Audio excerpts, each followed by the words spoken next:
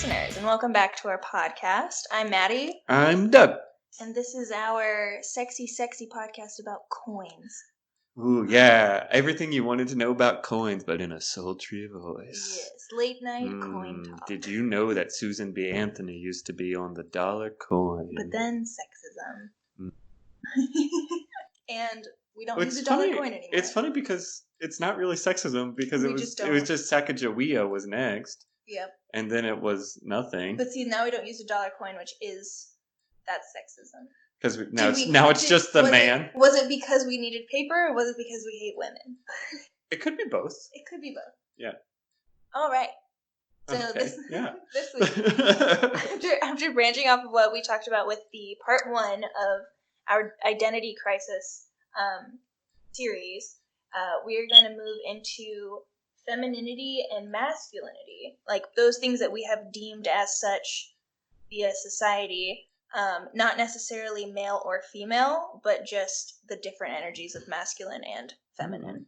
Yeah, so and how that affects our identity. But before we get too much further into it, let's introduce our guest host for this episode, the wonderful, the beautiful, the talented, the magnanimous Vonche Ogburn. Hi, Vonche. Oh my gosh, I've been holding back laughter like for the You did amazing. You did so good. Are you ready to talk about coins? Yeah, talk about coins with us. What's the sexiest coin in your mind? The sexiest coin? It's the quarter. It's the quarter. Oh, do you look at heads up or tails up first? Oh god. I mean, to be honest, tails. Yeah. That's a good way to do it.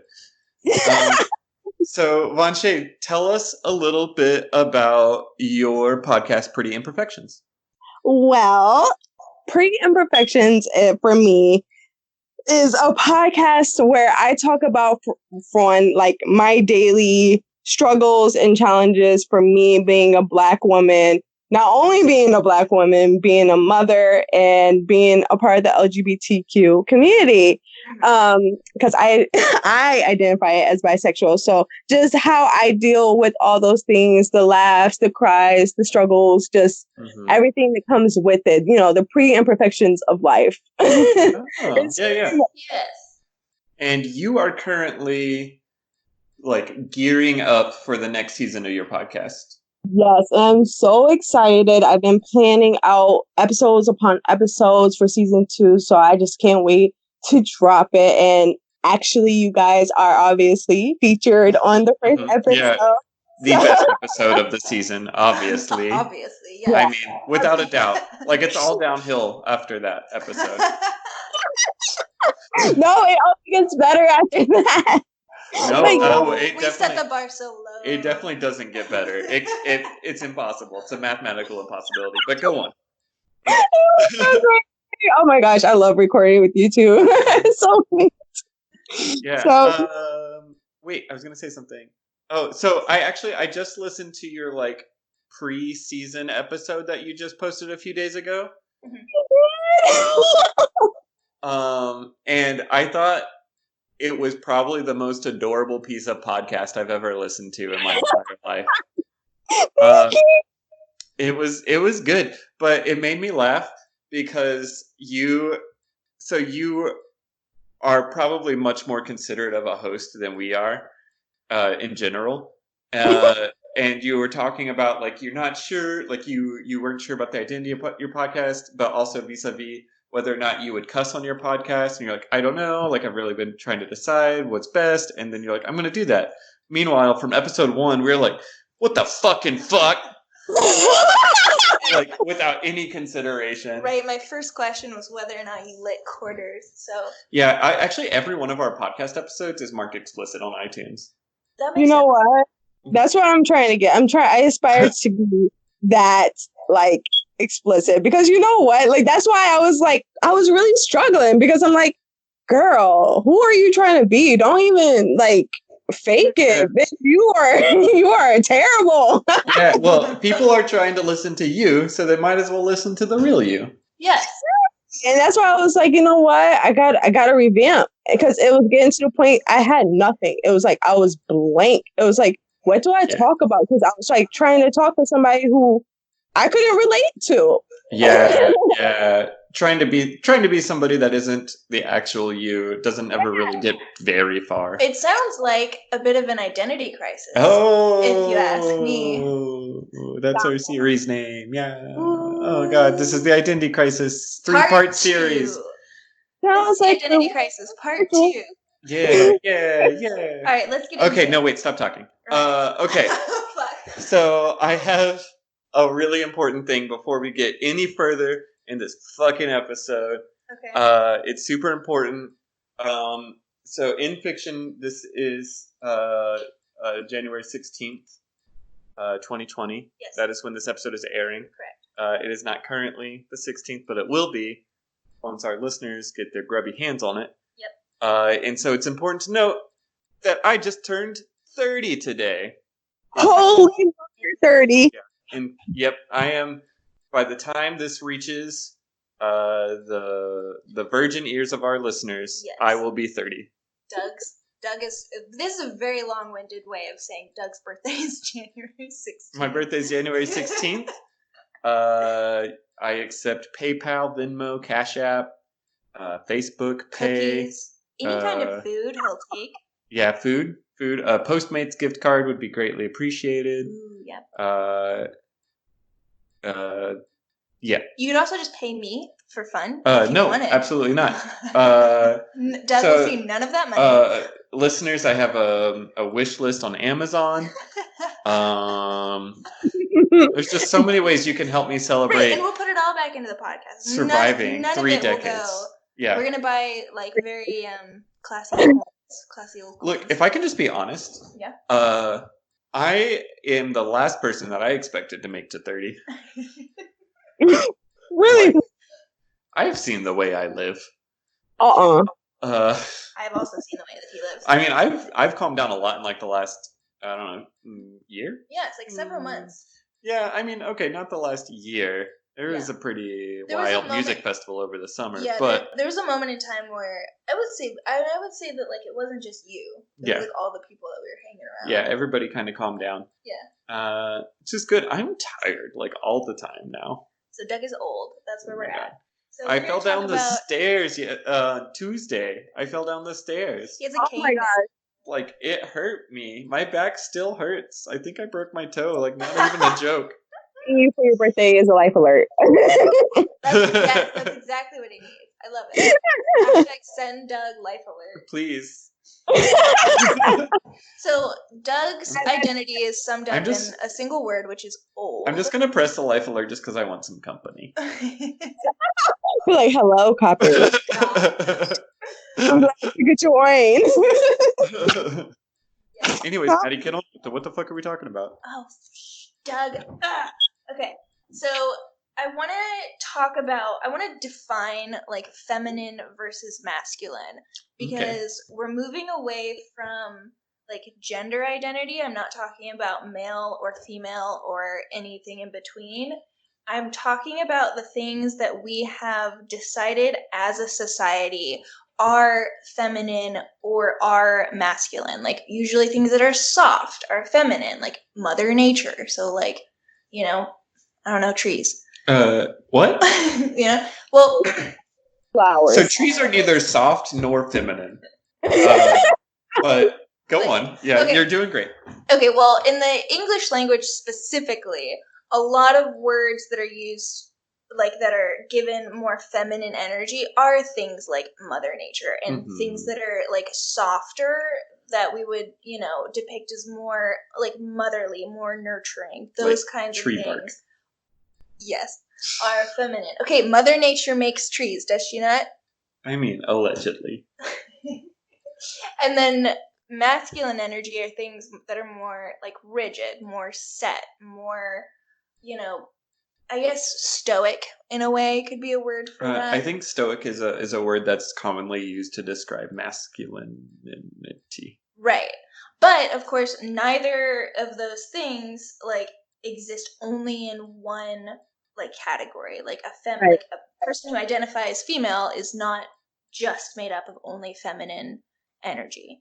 Like she would have all sorts. Right. So how would you guys kind of describe, like, what is feminine energy to you and what is masculine energy to you? Vonche, I'll throw it to you. For me, I guess, because like you can be, when I think of feminine, I think of nurturing, like Right. nurturing. That's my first like go to, but like you can be, nurturing and not be feminine. Mhm. So it's like, do those two really go together? Not really. So I guess for me, feminine would really just classify as more how you carry yourself, how you take care of yourself. Because Yes. masculinity, I mean, it can get a little funky around the edges. That masculinity got some must to it. So The more musk, the more masculine, really. That's what they say. pretty much. So Yeah. I'm sorry, you're so loud. About how you carry yourself, how you want to dress yourself, because it's really what makes you feel comfortable, what kind of things attract your eye. Right. But I don't really feel like, because it's weird, because it's like feminine, you can like feminine things but not be feminine yourself. Like, example, my son came to me the other day, he's like, Mom, I like My Little Pony. And I'm like, hell yeah. Okay. Do it, kid. Yeah, he's like, I like the little green guy in there. I'm like, okay, that's fine. He's like, yeah, but people tell me that it's for girls, or it's girly. And I'm like, no. I mean, if you like it, love it. Right. Yeah. And I think that it is an important distinction to make. Like, it's okay to be into feminine things without being a female. Right. Know? Yeah. And it's okay to be into masculine things without being a male. Yeah. Right. And that's where it's like, it becomes that, well, it really becomes what you're about, because then it also goes into how you like to dress. Some people like to dress more what people will call feminine, which is on the more tighter fitted side, because that's what they typically wear, more form-fitting, because they like to show off their figure and everything. And then males is more baggy or, loose fitting. Like boxy, yeah. Mm-hmm. Yeah, I would say that's definitely something that I do want to get into for sure, is like masculine presenting versus feminine presenting, and like how you express yourself in that. So Doug, with your pink hair, please tell us. So yeah, Vonche, I over the weekend I dyed my hair pink. I'm mad I haven't seen it.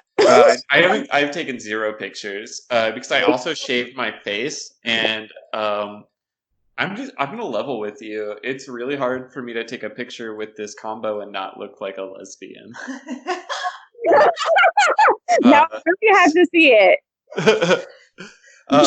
Reveal for 30 for so I shaved right before New Year's Eve, and then I put on some, like, and my hair is still brown then, but I put on some eyeliner and went out, and I went to go take a bathroom selfie like you do, and every picture straight up I was like, I look like a really hot lesbian right now. So what you're saying is you're really bringing that feminine energy. I was bringing a lot of the feminine energy. The femininity, if you will. The femininity. That's my other podcast. The femininity. It's real hard to pronounce. It's just me yelling. That's this podcast. That is. But there's nobody else. It's just a quiet room, and it makes less sense. So what was the question? The question is when you choose to express yourself, like your feminine energy and your masculine energy. So I have been. I feel like it's a struggle for me as a gay man. Okay. Because you don't want to be flamboyant. Yeah, like, whether or not I want to, I care a lot about what society perceives of me. Right. And so, like, we talked about this a little bit in our LGBT episodes. Like, when I first came out, there was this big urge to just be as feminine and as flamboyant as possible, because I am gay, and this is the only gay that I've seen on the TV. Right. And that's what I'm going to do. And then it's kind of settled down, and I've been able to adopt a little bit more of my own identity, which is, I feel like my feminine sides I care very much about fashion. Yeah. I like how I look. And care very much about taking care of me and mine in my household, Right. which I find is both a masculine and feminine thing, depending on Yeah. what side of taking care of my people it is. Right. Mhm. So like grilling. I do love to grill, Yeah. but I like to make sure, like, you know, my little nuclear family, me, Bobby, and our dog Champ, Yeah. is, you know, comfortable and in a clean home and fed, and I feel like that's very much my feminine nurturing side. Yeah. And on the Yeah. other side, I want to make sure that they are well taken care of and protected to the best of my ability, and I Mhm. want to make the world around them as good as possible, and I Yeah. feel like that's more of a masculine side. So we might even say then, because that's a good point, because I feel like a lot of times masculine energy sometimes gets expressed as wanting to protect, like wanting to surround and like make safe those that you care about. And that's true for feminine energy as well, but the way that both sides go about it is different. Like one is like very physical, like physically safe, what I would describe like a masculine energy. Mhm. However, like feminine energy, it's more like that emotional nurturing. So it's like your masculine side wants to protect the house, and then your feminine energy takes care of what's inside the house. Yeah, I think that's a good way to put it. Yeah, but I would also say that it can like, and you know, you guys can maybe relate to this or not. Like my mom is way more physically intimidating than my dad could ever hope to be. Like I would never want to cross my dad, but my mom could beat the shit out of me, and like That's wouldn't even think twice. That's pretty true. Like if you ask Bobby, like he's already said, like flat out, I would never want to like be on the wrong side of your mother, and Yeah. that's a good plan. She can be like, she's awesome, but I promise you, she's terrifying. Yeah. And I mean, my dad, I don't know, is a different kind of forceful. I don't know. Yeah. Yeah. I think that the way that it's like, I feel like women can, or not women, but like femininity. I feel like feminine energy can sometimes be ferocious in a different kind of way than masculine energy. And I guess again, it's more about like the way that they're going about it. Like masculine energy is like again surrounding the whole thing, and femininity is like ferocious in that like I will absolutely give all 100% to make sure that it is okay. What do the two of you both think about this idea too, that like masculine energy is almost viewed as a more active thing, like like you're more outdoorsy and active and playing the sports ball, and and feminine energy is more like, I don't know if guys are playing if masculine energy is playing the sports ball, and feminine energy is, you know, sipping a drink on the sideline saying you're doing great, sweetie. I guess. A cheerleader. Yeah, like a cheerleader. Yeah. What would you say to that? It's true. I mean, technically, because in reality, that's why women have like a hard time if they wanted to get into the NFL. You know, because it's looked at as a more masculine sport, a male sport, and that's why it's so like monumental when you see females doing like major league, you know, sports and dominating, you know, when they did the WNBA, you know, so they got women out there doing it now, but it's still a more masculine dominated industry, and that's why it makes so much money. So it's like, in reality, you know, because we all try and make it an equal world, and obviously we all have our equal interests, but yeah, it becomes a more masculine dominant thing. So yeah, you would look at it as such, like it's more of a male thing or a more masculine thing. Right. Yeah. And that doesn't necessarily always hold weight, because like the WNBA is like, you're right, if it wasn't such like if there wasn't this conflation of masculinity and male identifying humans, then they would both be the same amount of entertaining to watch, but we've decidedly chosen one side. Well, yeah. Well, I mean, and then you look at like, I mean, female athletes like the Williams sisters. You know, they are very, I would say, very masculine women. Like masculine presenting, yeah. they are like, I feel like they could choke me with their biceps. Well, actually, why don't we talk about that? Why don't we talk about that, actually more masculine? Like barring facial hair and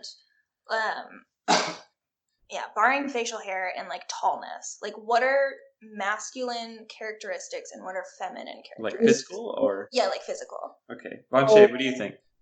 Short and petite would be for a woman, because how they always look at it is like a woman's supposed to be submissive to her man. So in reality, men are normally a lot thicker, taller than majority of women. So, but then you get those, if you select women who could definitely choke a man out, like with biceps. But in reality, it's typically looked at as the woman is the more feminine, light, petite, supposed to be submissive, easy, light to carry, pretty easy on the eyes, nice to look at. So it's like when you see a big, brocky woman, it's like that looks too close to a masculine person, and because for some people unattractive, and that's when it's like, yeah, no, she's too tall or she's too brocky for me. Like, she doesn't look like a female to me. She doesn't look feminine to me.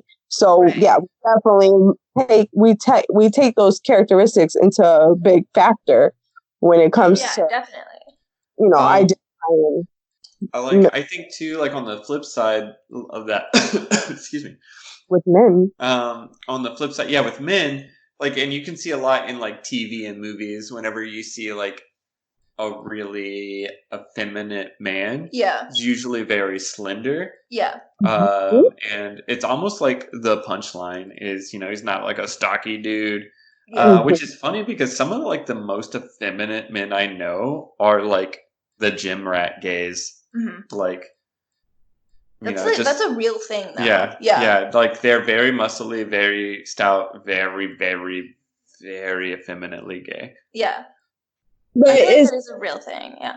Kind of off the subject, but I feel like it connects somehow. So you got to follow me with it. In the military, we talk about this quite often. So like for us, the standards is like, for them, a smaller male, like who's more lean, smaller, is what they would call a more fit person, rather than somebody who is like more brocky. And so they would say that those people are not like physically fit. But I mean, in reality, if you like think about it, if I'm like stuck in a vehicle, do I want little shrimpy Sherman trying to pull me out that vehicle, or do I want big brocky, Brad trying to pull me out that vehicle? And so it's like, again, they're looked at as more weak, small people, and masculine is supposed to be big, strong, protectors, that's behind the size. And that's why I was like, when you said that, it like immediately made me think of like Captain America. Yeah. He was the small, shrimpy guy, the pushover. Everybody was bullying. Yeah, definitely would have more of those feminine qualities. But I would say that actually Captain America is a great example because of like true masculinity. Because when he was small and scrawny, like, he still was like picking up that trash can lid and trying to like fight off, like, I don't know, the 1940s bullies. Yeah, physically has some of the qualities that we would that we would decide as feminine, but his overall demeanor was very masculine. I mean, like, when he was an 80-pound Yorkshire Terrier, like, and he was in base camp, he still jumped on that grenade, and James Garner was like, "That's our man." Or not James Garner, Tommy Lee Jones. Oh, yeah, James Garner was dead. Which is like a very interesting thing. It's like and one of the things that I find so interesting about it is like, when it comes to your own identity, is how do you balance both sides? Everybody has masculine and feminine energy, and like I present, of the three of us, probably the most in the middle. You straddle that line real good. Yeah. Just because you, Doug, are tall, but if you weren't tall, if you didn't have that masculine quality, you would be a 30-year-old lesbian. Sometimes I think I am, but I have a lot of masculine qualities, honestly. Hey, he says as he makes his voice deeper. I'm a very masculine man. Sports. I love them. I love them. Oh, Football. like I am a hockey fan. I work a manufacturing job. I can fix stuff around the house. I was gonna go somewhere else that my parents sometimes listen to this, so never mind. No. But even after a coin intro, even maybe not at this point. Hey, are we gonna go for the bottom or the toppers, like kind of deal? Yeah, that's where I was going. You got me. Hey, Vonche, Yeah. what do you think is the most masculine coin? The most masculine coin? Mm-hmm. The penny. You think the penny? The I would penny. say the nickel. I was gonna say the nickel because it's also. the thickest. Mm. Oh, And it's got Thomas Jefferson on it. Yeah, and it's made of nickel, which isn't as shiny as the other ones. It's robust. Nothing says masculine like having many illegitimate children by your slave women. very masculine. I've come to seek and destroy. And conquer. Okay, so what's the most feminine coin? The most feminine coin? The dime. Yeah, okay, agreed. Yeah, it's dainty. It's the smallest and the shiniest. Yeah. Yes, I just love it. I just love a dime. I love a good dime. Yeah, it's cute and also gets lost a lot. But that's the thing, though. I like, though, when there is a straddling of the line. Okay, do you guys play Super Smash Bros? No. Okay, this is going to be a deep cut. Never mind. Do you know who... There's a guy on there, and he's like the Falcon guy, but you can change... He's like a real beefy dude. He's like real thick, right? And he does kick-a-pow punches. Yeah, you're a nerd. But you can change his coloring to be pink, and I just love it when there's like a hardcore dichotomy between this is like the truest of true masculine quality and then the truest of true feminine quality, and we put them together. So like if Captain America's suit was pink, that would be amazing. Because then it's both things. I just got like this flash in my mind. Okay, so Bobby and I just watched Sleeping Beauty not that long ago because we got Disney Plus. Yeah. And Deb, do you have Disney Plus? Oh Do you want to brag about it? We have Disney Plus. This is probably the third episode in the row where I've mentioned having Disney Plus. But and I will mention it every goddamn episode. No, don't mention it because we did a Disney episode and they never paid us. They never paid us. We didn't send them any sort of invoice, so I don't know. They should just know. Yeah. We're so famous. Anyway, watching Sleeping Beauty, and the fairies do the whole, make the dress pink, make it blue, make it pink, make it blue, and I just had this image of them doing that, but with Captain America. I love it. Yeah, because we've taken as a society very blue is very masculine. For whatever reason. I mean, look at our baby showers. Yeah, blue for boy and pink for girl. Pink for girl, green for non-binary. Yes, I will tell you though, when I was a girl though, I hated the color pink. Like vehemently despised the color pink. Wouldn't do it. Couldn't have it anywhere near me because it represented a femininity that does not match who I am, and I knew that at 3 years old. Yeah. What's so crazy is that I was the same way, but for the same but different reason. Yeah. I hate that people try to, again, like the same reasons, but people would try to make it seem like, oh, you have to wear pink. Yeah. The feminine part. And it's like, nah, it's not that I'm boyish, but it's like, why I gotta be so girly? Right. There's definitely somewhere else. I was definitely defiant because my favorite color was blue growing up.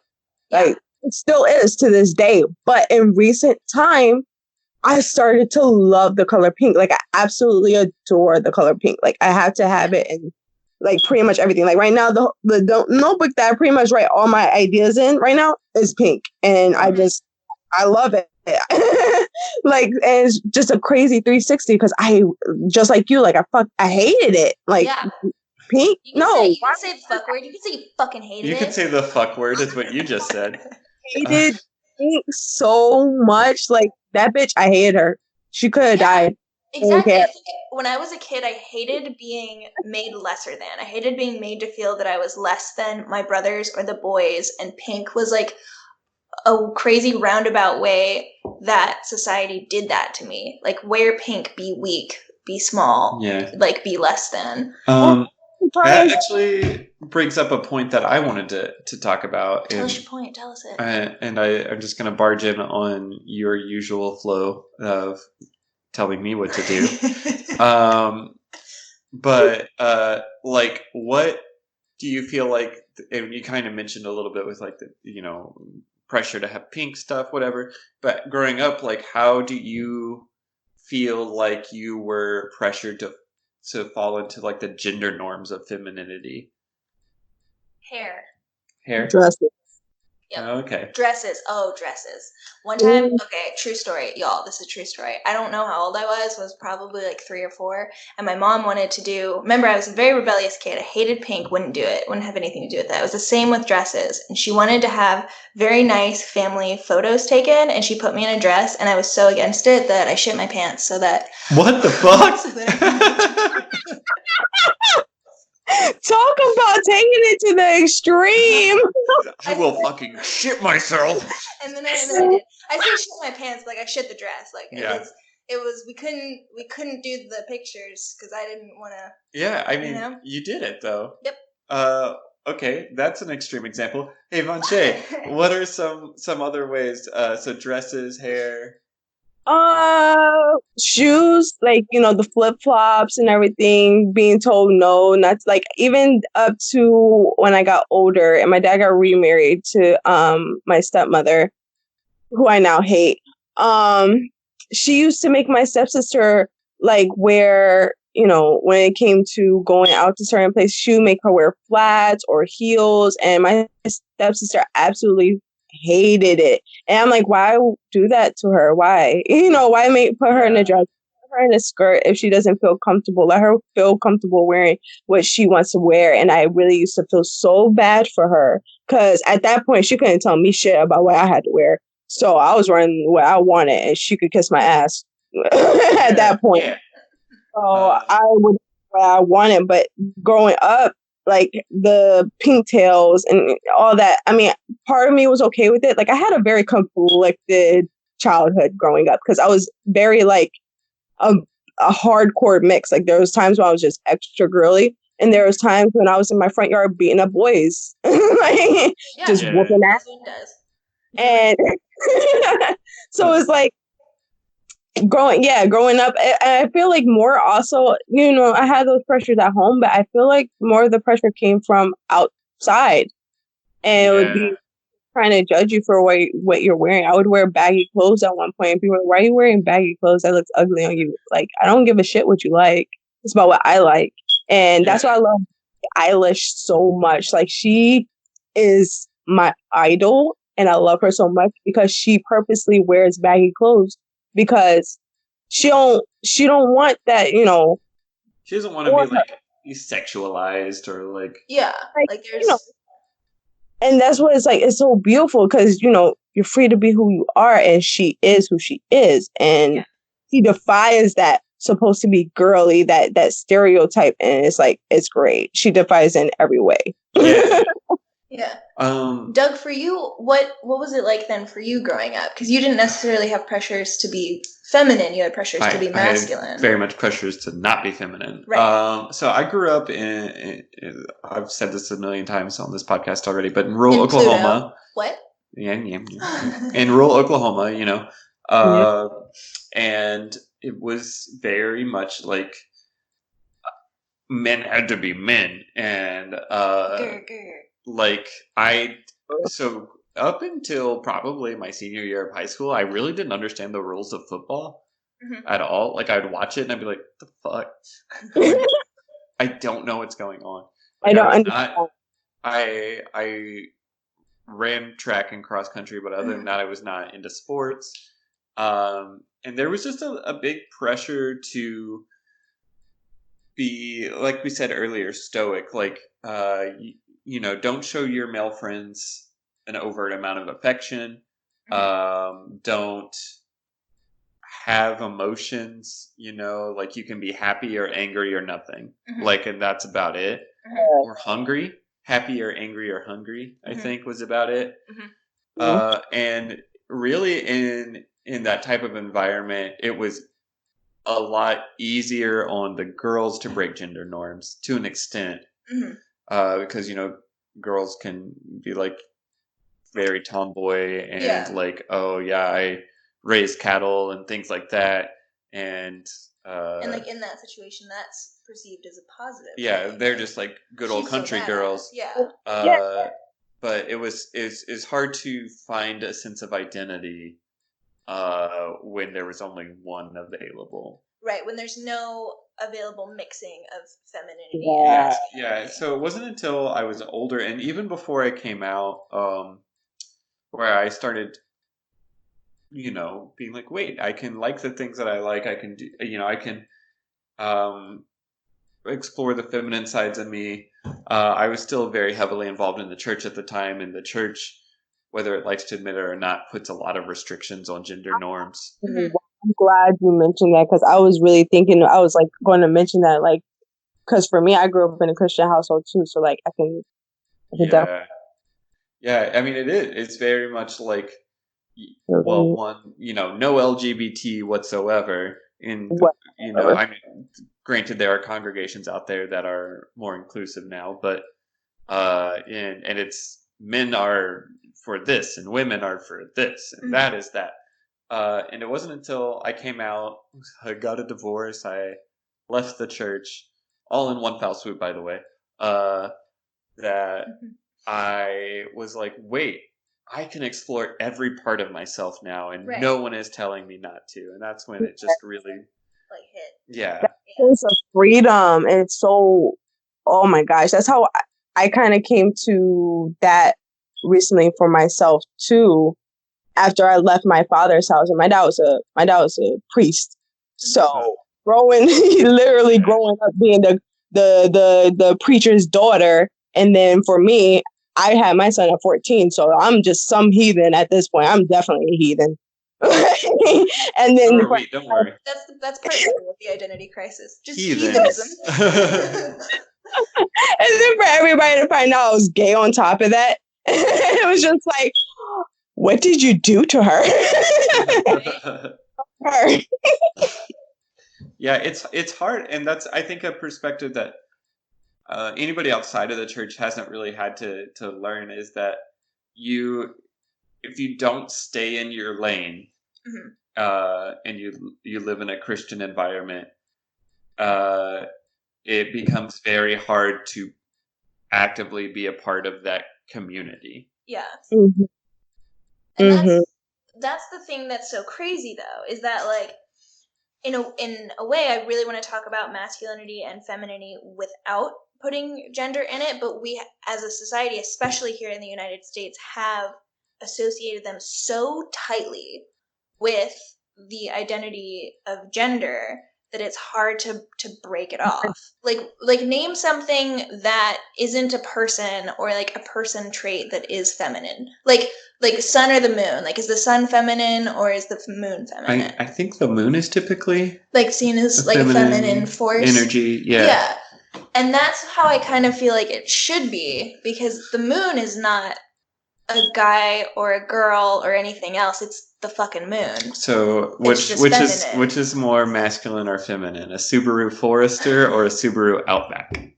I mean, honestly, that's why I just identify as a potato. Yeah. I feel like a potato, like every morning. I'm just like, am potato. There's a great thing online that says, like, is a hard-boiled egg just a reverse potato? I don't like that. That doesn't make any sense. I hate it. No, because when you boil a potato, it gets soft, but when you boil an egg, it gets hard. So it's a reverse potato. Well, eggs are just really kinky. Eggs are so kinky. You know what else is kinky? Huh. Dimes. Okay. Okay, Vonche. What do you think is the sluttiest coin? The sluttiest coin? Yeah. I don't know. I'm going to say the 50-cent piece. 50. Yeah, the $50. Because it's really desperate for affirmation, and it will do anything. That is, I guess that's true. I guess I guess that is true. Solved. Yeah. Yeah. Here's Well, a question. Do we drop the coin bet for the rest of the episode, or do we keep going? Only time will tell. Yeah. That's true. And I think too, part of the issue with it being like so associated with male versus female is that we don't have a gendered language in English. So like in Spanish, a table, la tabla, is a feminine word, but it's not because the table is a she. It's just that's the way the language works. Some things are la, some things are L. We get it. Yeah. In English, that's not necessarily true, but we make small associations that have just built up over time. So like we describe men as stoic, we describe women as hysteric. And so so we say femininity versus masculinity, and then they get farther and farther away from each other when, to bring back the coins, they're two sides of the same coin. Which coin? I want to say the quarter. Yeah, okay. So I think too... No. Oh. Sacagawea. Yeah. That one. Well, because one side's Sacagawea and the other side's Susan B. Anthony. Yes, that's the one. But I also think that I guess furthering the conversation of gender roles versus like masculinity and femininity, I think that you have a hard time with both, because both are, when you get too vulnerable, you are not that thing anymore. Right. Like for masculinity, once you become too emotional, you're not masculine anymore. And for femininity, like once you become too like strong-willed and like putting that part of your confidence, like you're not feminine anymore. Yeah, and like some of it, like talking about the physical traits we were talking about before, it's not even fair. Some men are tall, some women are tall, some women are flat-chested. Some people are tall. Some people are tall. And then like to say that they're more feminine or less feminine for something as arbitrary, it's a very interesting thing that we do in society, or it's something that we've picked out because it seems very arbitrary. That's weird, because both of those things people were described as being a bitch. Yes. If a woman on too much of a male or masculine trait by being more assertive with herself, she's looked at as being a bitch. Or if male is looked at as being too feminine, being more emotional, also looked at as a bitch. So it's like, that's true. You just can't avoid it. Like unless you're somewhere in the middle, someone's going to call you a bitch, and even then, someone's probably going to call you a bitch.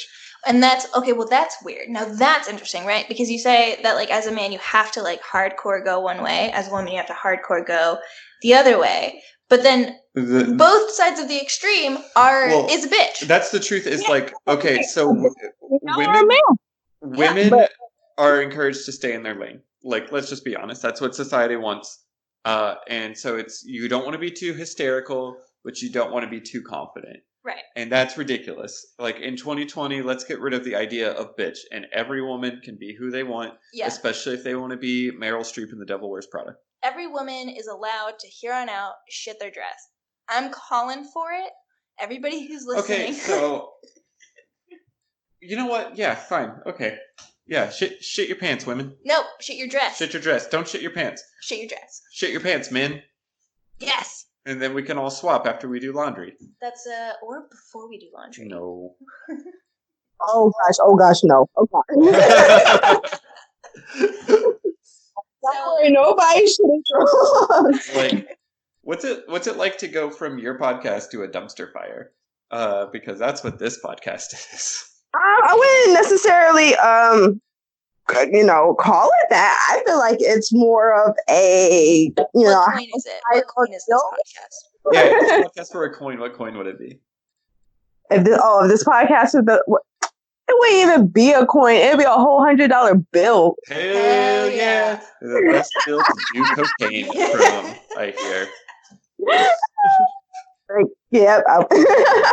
I love it. Yep, done with that. I just love. I'm sorry, you guys, but in the process of this podcast, I have been making dinner. Ooh, what are you making? I'm making I'm about to burn myself. That's what I'm making. Oh my gosh. I'm making hot wings. So yeah, something else We hot. have this like thing that's happening with our identity crisis series where It's an identity crisis. our guest hosts are doing other things besides podcasting. But at least you're not fucking loudly ripping your vape like while you're doing this. We love you, Mika. Yes. Because that's all they did. That's all Mika did. Well, Mika made like great points. Oh no! Mika also unpacked a box. Wall saying like we were very interested, like saying like Mika's making great points, and then like, what? Like I'm not gonna let this go either. Like okay, so moving on. So one thing I won't move on, Mika. Oh. Listening. One thing No. that is interesting. Just call him out, Doug. I will. Very feminine of you. Is it? It's pretty catty. Okay, do you think catty is feminine? I would say that's a stereotypically feminine trait. What about like savage? That I would Savage? say. What about Dan Savage? No. Savage? I'm very lost here. It's okay. You both are young. Okay, so I'm curious if there are words to describe men who are feminine the way that there are words to describe women who are masculine without touching the LGBT community. Because you could be a tomboy as a girl, but you're not gay. I will say, okay, like across the board, I'm a very big fan of the word butch. Okay, yeah, well, yeah, butch is good for all people. Yeah, I try to be as butch as possible. You have I dyed my hair pink. Yeah, you have I get pastel pink hair. I get it. From forehead down, I'm very butch. Forehead down. That is That's a first. good quote. I want to save that. From forehead down, Doug is very butch. What was your question? Huh? Well, I forgot what we were talking about. My question is there a male equivalent for tomboy? Because I would consider myself a tomboy sometimes. So like the fem boy? Yes. Oh. That's not in the LGBT vernacular. Correct. Like, does that exist? Like, is it a slur or otherwise? Because Nope. I've thought of 3 slurs already. Nope, I'm not no going to do slurs. those. Because that's the challenge. It's like because you can be a tomboy as a girl. You can be girly. You can be sporty. Is girly boy a slur? Maybe. Pretty boy. Pretty boy isn't necessarily. I Soda wouldn't pop. call it positive. Soda pop. Pony boy. Yep. Pony boy would be good. Dallas. I'm just naming greasers now. I'm gonna post another photo of myself as a greaser on our Facebook page and say soda pop or pony boy. Oh my god, you were definitely soda pop. Mm-hmm. Yeah, you were 100% soda pop. Thank you. It makes me feel really good. If soda pop were a coin. Which coin? I never want to talk about coins on this podcast again. I really didn't expect it to take off as well as it did, but I'm loving it, really. Hey, we said only time would tell. Yeah, and it did. And it's still telling. Vonche, can you think of any for like the male equivalent of tomboy? See, that's where you got me. Because I've been trying and think about one this whole time. Yeah. And I ain't got nothing. I can't even. Yeah, that's the thing. Like, I think because tomboy is out there because it is more socially acceptable for women to kind of enter into masculinity than it is for men to enter into femininity. Right. Like there's a line. Like femininity is more of like a wavy line, and then masculinity is like a hardcore bricked wall, no touchies goes through. Yes, and that's not like I don't understand. Well, I felt bad in the sense of, women when they say or they claim that they're bisexual is almost arousing for a lot of people. It's like, ooh, she's bisexual. But then if a male says that he's bisexual, no, you're just gay. It's like once you've touched a man, now it's like all of a sudden you can't go back. Yeah, no, and that's on both sides of the community too. Like gay people and straight people are like, bye, man, whatever. Right, like that's not real. It's not a real thing. You just have to pick a side. Yeah. Yeah. Yeah, and I'm like that's really it's really not I don't understand that. Like I really don't understand that to be true. Like how can we not love more than one All the gender? humans. Yes, that's I've actually been wishing that I was bisexual. Honestly, like I wish that I found women more attractive because that just seems like it opens up avenues to a whole lot more fun. That's true. And I don't get it. I just don't get it. Like women, I don't get women as attracted people. Doug just doesn't get women anyway. Doug is a 30-year-old lesbian who does not understand women. That's pretty on brand for 30-year-old lesbians. That is true. That's true. So yes, Doug is a 30-year-old lesbian dating a gay man, and that sounds right. That's also really on brand for 30-year-old lesbians. Yes. Yeah. Yes. But I think as a society, we're obsessed with a binary. Regardless of whatever you're talking about, there has to be a binary. And I think that's what's so interesting about masculine energy and feminine energy is that at the end of the day, there literally cannot be a binary. Well, and I think that's what's so fun about like when you start to like play with the masculinity and femininity of yourself. Right. Like, for example, I have pink hair. And then just today, I was getting greasy under a machine at work, like fixing it and whatnot. Yeah. And like it's fun to play with that. And I think that it's hard to do that. It's hard to start looking at that because we've been so ingrained to not. Right. But once you do, like it opens up a whole new world of do I like this? Do I not? Yeah. Yeah. The most dangerous game to play. And men, I always say this. I feel like if men would open up their minds to not, if you're straight, fine, that's cool to being straight. But the ones who, are on the quote unquote down low about their sexuality, if they opened up their mind, to people outside of just women, to transgenders, actually identifying them as what they identify as, instead of looking as, a man who transgendered into a woman and saying, oh no, that's a man. I feel like, they be having all these issues. I can't find a soulmate. I'm like, you're probably missing out on your soulmate because your soulmate's probably transgender. Yeah. Right. And that's so interesting too, though. And like something that I think keeps coming up without us even realizing it is that somehow the queer realm is the way to break down the binary between femininity and masculinity. It's when we take it out, like men versus women, and we must come together in this one very specific way, and we venture into the queer, that those things start to break down. Yeah. I will say that queer world struggles with the binary just as much as it does, straight world. But it opens up the conversation to acknowledge it, I guess. Yeah. And speaking of trans people, like that's the thing too. Like I think when we have like trans men who dress and act very feminine, like and get in the queer community and in the straight community, people are like, well, why are you even trans? Right. But that's not how any of this works. Right. You get to kind of define what one identity like works for you, and then and then within that, then you start to mix the masculine and feminine. Yeah.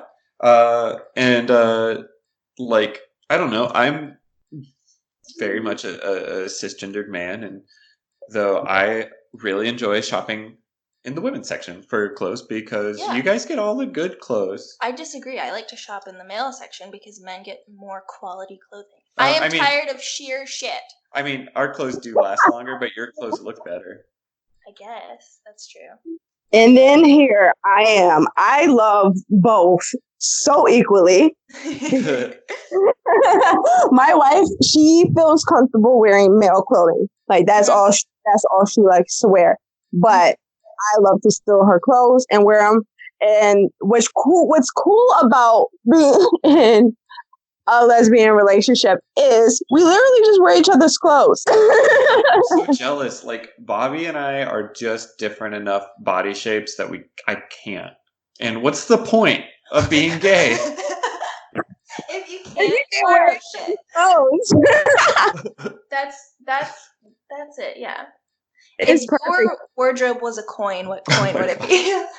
If my wardrobe was a coin, with oh my gosh, it, It's a hard it one. might be a nickel. A nickel? Okay. Okay. A nickel. Okay. Mine is just a whole pocket full of change. Yes. I like that. Yeah. And it's all on the floor right now. I feel like no more so like it's like a pocket full of change being thrown at a stripper. Yes. Yeah. Ooh, okay, that's the energy I want to bring into 2020. 2020. Throwing coins at strippers. Here's the energy I want to bring into 2020. I want to be the stripper, and I want to catch the coins in between my booty cheeks. Ooh. That's okay. the kind of precision. Wait. What is the physical mechanics of this? I don't know. I haven't worked it out yet. Like, is your butt cheeks like opening and closing enough to like catch the cheeks? Poop on cue, which I think is amazing. That has to be a talent. So if she can on cue, I can't fathom what else she could do. I mean, a walking bank. She would be a successful stripper. Yes. If she She's could do like that. transactions. Somebody swipe their card. Got a little square reader in there. Well, yeah, that's what I want a self-sufficient booty. You want Google Pay or Apple Pay? Yeah, you just gotta tap the watch, really. 2020, here we come. Hardcore up the butt. Oh God, that's a good one. We gotta save that. We gotta start saving these for our merch whenever we have a merch line. We should, yeah. We should. 2020 hardcore in the butt. Okay, so I'm gonna move us along because we're getting kind of crazy now. Yeah. I'm gonna go into our last question. Ooh. Okay. Which is, how do you specifically, both of you guys, how do you use your masculine and feminine energies to feel confident, attractive, beautiful, handsome in the world? Like, how do you give it to the world, basically? Vonche, how do you give it to the world? Give it to the world, Vonche. Give it. One middle finger at a time. One middle finger at a time. I love that. How do I give it to the world? So it's really funny now. I've really been trying to pursue modeling.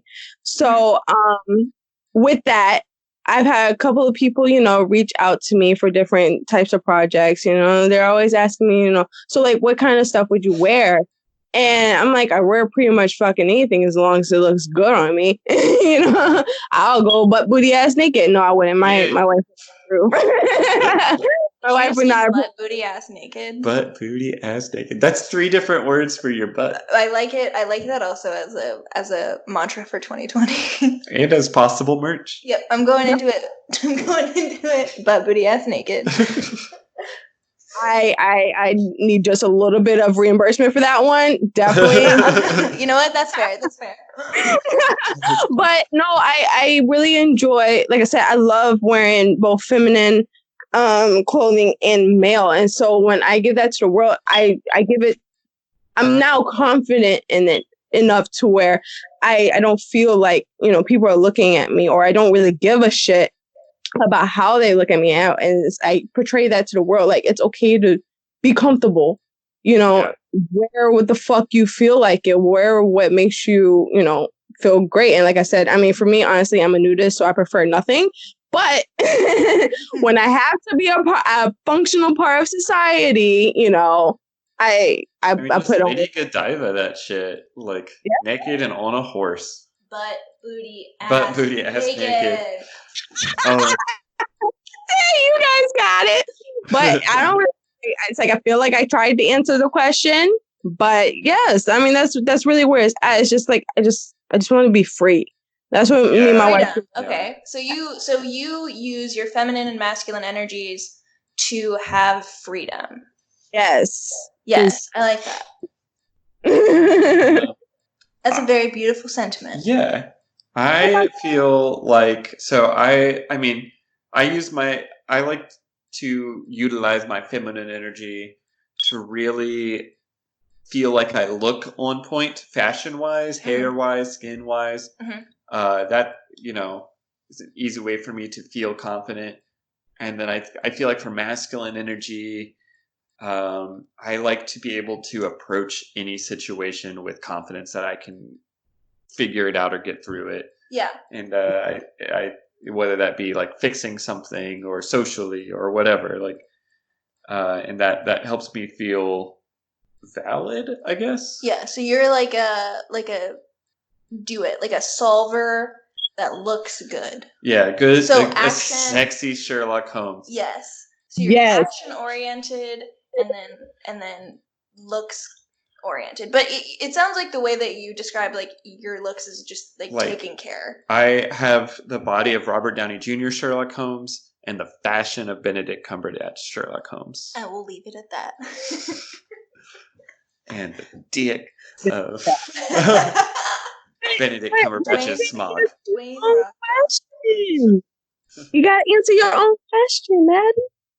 Yeah, answer your question. What the fuck? Okay, if I'm completely honest with you guys, I think I 100% completely agree with Vonche. I use my feminine and masculine energies for freedom to exist however I want in any situation and just be free of any one ideal or one thing. And I'm not tall, but I'm not short. I'm not extremely flat-chested, but I'm not titty. I'm tiddalicious. I'm not. I have curves, but not really. But I'm not super. Like I'm not straight. Thin. You're not a surfboard. Right. Not. But and then I have short hair and but I have a very delicate bone structure in my face. Like I just like to accentuate all of those things to exist beyond or both of feminine and masculine. Like it's definitely. I definitely agree. It's freedom for me. And I love your style. Like I absolutely love it. And I think that's also why eventually I want to come out with a nice woman's suit line. Yes, I 100% agree. Can we do this together? Hang on, Doug, get out of here. Okay. We're talking. Bye. Okay. Real girly, but not girly in here. Right, like a power suit that really suits the body of a feminine person, but still is less Hillary and more Killery. Yes, that's what I want. It's not feminine. It's exactly what it is. It's sexy, but it's not feminine. It's just it's the freedom. It's there you powerful, go. But it's nurturing. Yeah. Yes. I will say, to back up just a little bit, talking about Maddie's look, I feel like I can sum it up. Oh no. Maddie looks like. Don't say it's a coin. As a coin, we all know that she is a dime.